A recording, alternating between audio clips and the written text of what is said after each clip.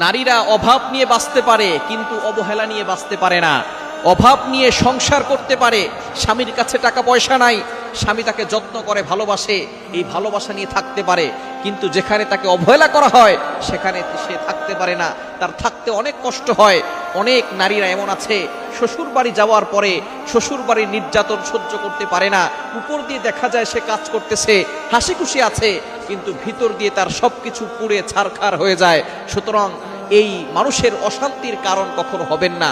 অনেক স্বামী আছে তার স্ত্রীকে সুখ দিতে পারে না, স্ত্রীর সাথে সুন্দর করে কথা বলে না, তার সাথে একটু হাসি দিয়ে কথা বলে না, স্ত্রীর মনে অনেক কষ্ট বোঝা হয়ে গিয়েছে, এই মানসিক চিন্তায় আস্তে আস্তে সে অসুস্থ হয়ে পড়তেছে, এটা স্বামীদের খেয়াল নাই।